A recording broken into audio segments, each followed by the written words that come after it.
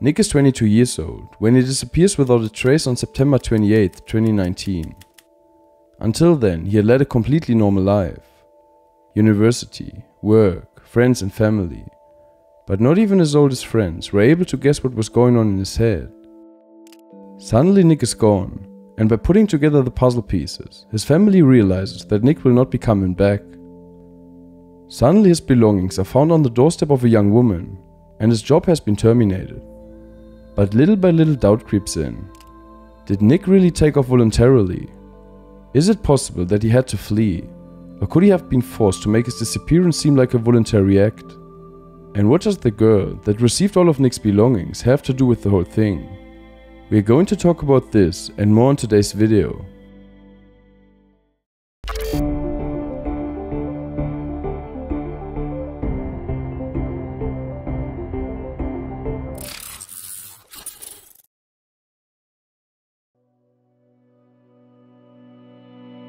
Nick Stolz and his family.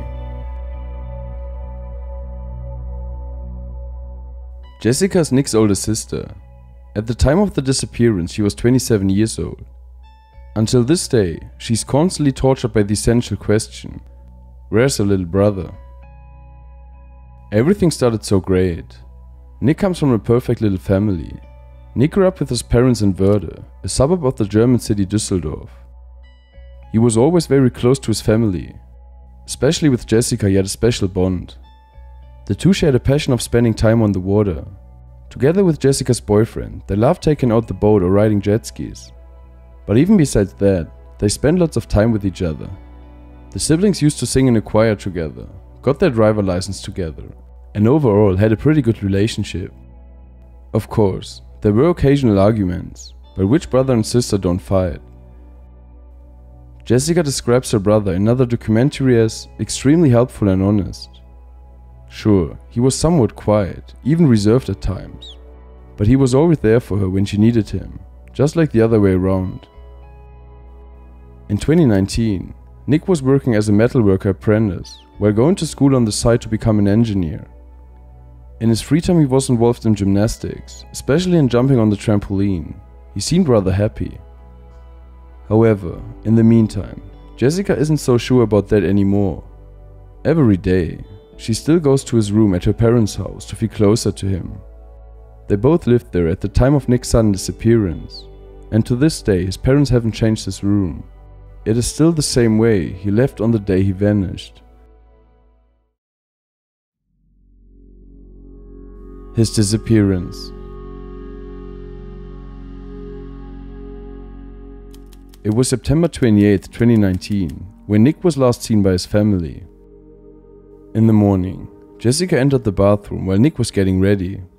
She asked him what he was up to that day. Nick replied that he wanted to go to university in Essen.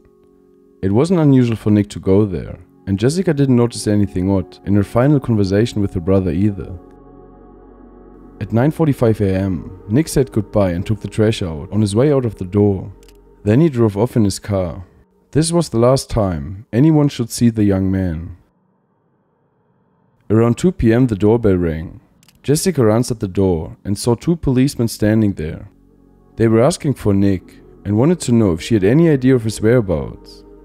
Jessica advised them that Nick supposedly was at the university in Essen, but the advisors notified them that Nick was reported missing in the city of Aachen. The policemen tell Nick's shocked family that another family had notified the police of his disappearance. Their daughter Vicky knew Nick as an acquaintance from the gymnastics club. They told the police that they had found a package on their doorstep that Nick must have left there. In the package they had found 10,000 euros in cash, Nick's car keys, as well as a typed letter signed by Nick. This letter is what ultimately prompted the family to alarm the police right away. When Nick's family read the text, they were completely shocked. "Hey Vicky, I know it's a little early, but look at it as a birthday present. If you want you can keep the GTI, but maybe it's better to sell it. I had the original rims powder coated, but they have not been shipped yet. They should come in sometime soon. You are truly a special girl, and I wish you all the best." In an interview, Jessica later said that she knew immediately that something bad had happened, and that Nick wouldn't come back. In my opinion, nobody leaves so much cash behind and gives away their beloved car. That means something bad had to have happened. If it was me, and I was trying to leave my old life behind and start over someplace new, then I would certainly take the damn money with me.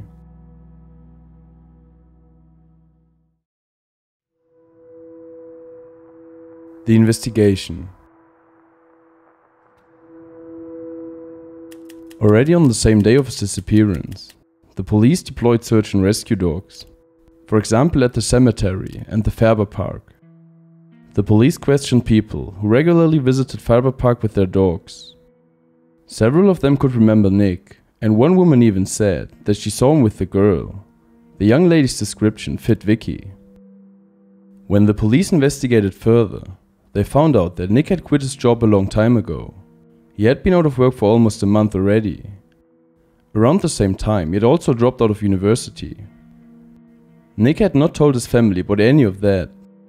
Instead, he was acting like he was going to his shifts at work.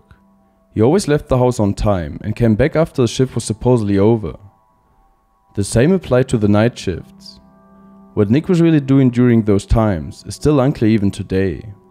His family suspected that he was going to Aachen. They reached out to Vicky and her family on numerous occasions, since Vicky appeared to be a key element in Nick's disappearance. But Vicky denied everything. She said that she didn't know why he left her the money and his other belongings. She claimed to only know him briefly, and said that she had not seen him for over 2 years. For protection of privacy reasons, the police did not check Nick's email account. So 3 weeks after Nick's disappearance, Jessica logged into it.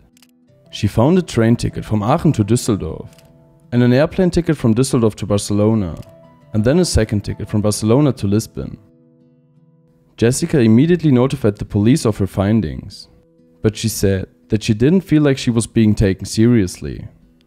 Investigators told her that her brother was old enough to fly to any destination he wanted. When they finally requested the security footage from the airport security cameras, it was too late. By that time, the videos had already been deleted. So they asked the police for help again, but they told the family that this was not part of their jurisdiction, since Nick appeared to be in Portugal, based on Jessica's statements. The following statement was made by the local police in Wesel. Investigators don't have any reason to assume that Nick was not on the plane.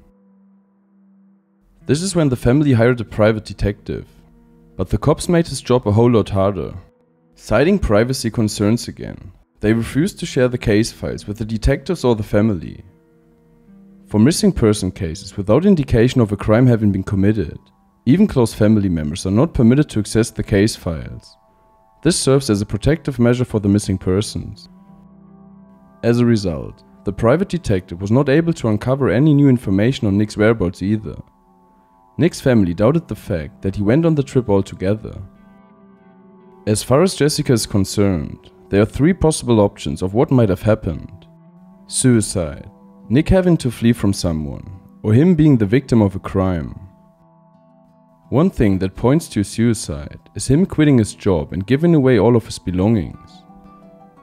The plane tickets might have been fake, just to make his family members believe that he was doing well, because she's absolutely sure that Nick would have eventually reached out to them in some fashion, if he really did start a new life somewhere else. But she also thinks it's possible that someone may have harmed her brother. In the letter to Vicky called the car GTI, the T and I were not capitalized. However, Nick was a huge car buff, and he would have made sure to spell the name out correctly, as he always had in the past. In the 2 non-capitalized letters, she sees an indication that the letter was either written by someone else, or that it was a hidden message by Nick. Through it all, not knowing is the worst part of it all. She has no idea where brother is, or if he's okay, whether or not he's still alive. Of course you always have hope in your heart that he will come back one day, but my head tells me that this won't be the case, she says during an interview. When asked the question what she would like to tell him given the chance, she says with tears rolling down her face, that I love him, that's what I would tell him, and that I want him to contact us, that there's no need to be afraid, that we will always be there for him, even if he's far away.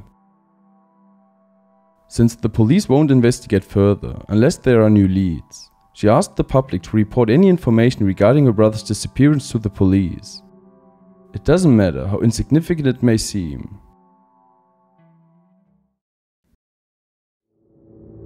And this brings us to the end of today's video. In my opinion, this is a highly mysterious and tragic case. I assume that we would not want to believe it either, if one of our family members simply vanished without saying a word. What do you think might have happened after Nick's disappearance? Feel free to discuss it in the comment section. I hope that you liked today's video. Please subscribe, give me a thumbs up and leave me a comment. Please also consider following me on Instagram if you don't do so already. You can find the link in the video description. I would appreciate it. And also thank you for watching. We will see each other again for the next video. Good night and see you soon.